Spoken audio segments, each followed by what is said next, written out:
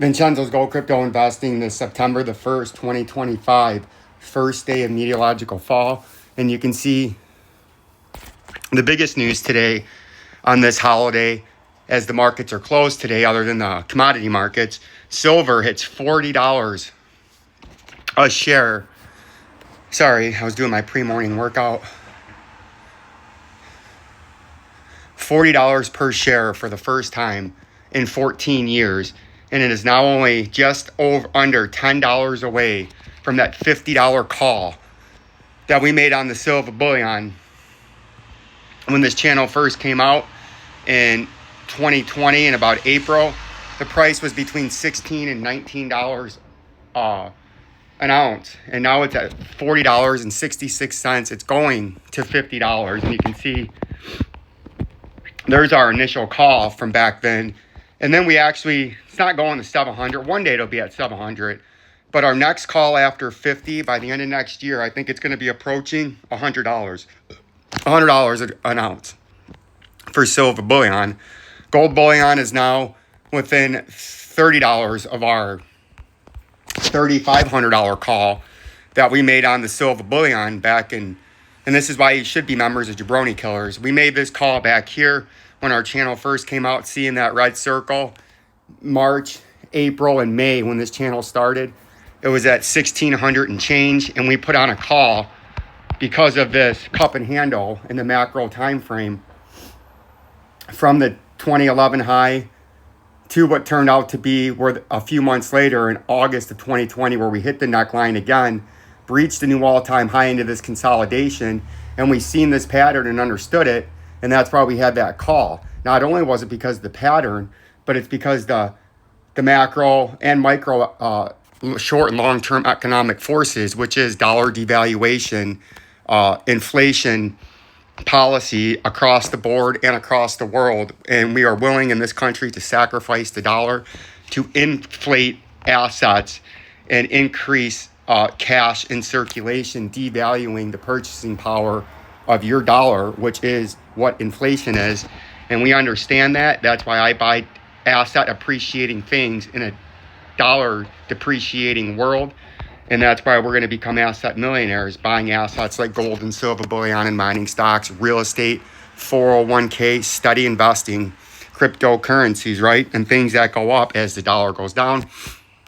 And that's very exciting. And I think it's going to be a big week in the next several weeks, as later on this month, the Fed will more than likely at least a quarter basis point lower rates. And just like Kinross Gold, we're up 300% on that position. B2 Gold, I think before you know it, it'll be at 6. Kinross Gold is on its way to 32. And like I said, we're up 300% in this position because we have an average cost at $5.22, and it's at $20.90 now. First Majestic Silver in Fortuna, I'm giving you a final warning on this. Before you know it, First Majestic's going to be back at $20 a share. Its all-time high is about $25 a share. And before you know it, Fortuna Silver is going to break its all-time high. And its all-time high is at about, I think it's $10, $9. It's only about 30% below that. But before you know it, that will be at $15 a share. Pan America Silver will be at 100, but it's going to 50 in the short term. Barrick Gold, we're up 50% on the position. We have a pretty decent sized position. I think it's going to 50 in the short term. Long term, it's going to 100. Hecla Mining, we have a very small position, but this I think is going to $10 obviously soon. But I think next year it'll be at, by the end of the year, maybe at 15.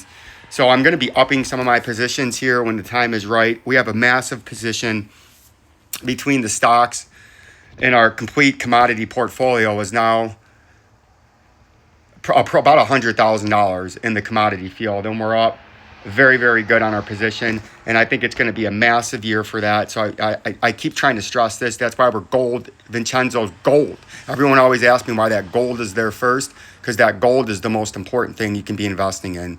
Real assets, hard assets, real money, right?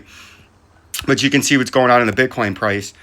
The Bitcoin price is trading sideways as the overall markets are down today. So I would expect tonight, as the major markets open, that's when this price is going to get fast and exciting. And this week, you have two options where you're going to go, and they're big.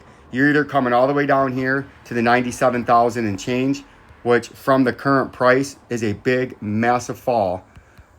That is a 10% or an $11,800 move. As you do know, we've broken out and we're trying to figure out if this is a confirmed breakdown out of this structural pattern of the market right here. That would be very bearish for the XRP price or the Bitcoin price, because this almost looks like the pattern that we've coined, where you have sort of that turtle hump right there. You see that? And then you have his neck right there, and it forms that conveyor belt. And those are bullish continuation patterns, but bearish reversal patterns. And a technical target would be down there near $25,000. We're not calling for that, but we're saying if this confirms a breakdown out of a 3+ year pattern, that's changing the structure of the overall market. And that is something that we would have to pay attention to. And in the short term, you would drop immediately this week down to $97,000 if we are confirming a breakdown. On the other hand, if this is just another fake out, which it very well could be, you hold the 104,000, which is the 200-day moving average in the daily. But now you can see the thing we're coming into. You have a descending now 100-day, and you have a quickly descending 50, and a parallel running now 200. If this week makes a quick run back like this, you can get beaten down now, and then you have a bearish cross, and now you can see what's going to eventually drive you even deeper, right? So there are things setting up here that if this doesn't change quickly are very bearish in the short to medium term. But if you want to prevent this week, you hop back up on here and start riding that, and then you build a new base above the moving averages. So it's going to be a very exciting week in the Bitcoin price. There's a lot of things in the short and medium term that could go very bearish if it decides to go that way, as everybody is ultimate bullish right now. You can see the 50-day moving average is sitting just below the $4,054 megaphone major neckline support.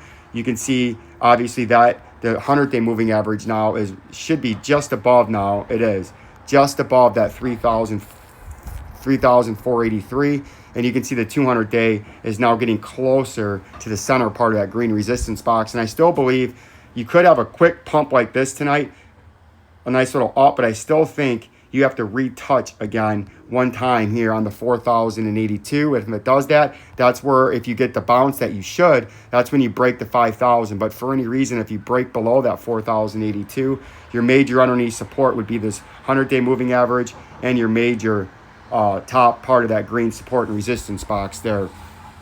The XLM is another thing that you can see. We've actually dipped. Look how far we dipped yesterday, down to 34 cents. Or maybe that was even early this morning or late last night, because it's on the daily candle that opens up about 8 p.m. every night. You can see we've rebounded slightly, but we're still, get out of there.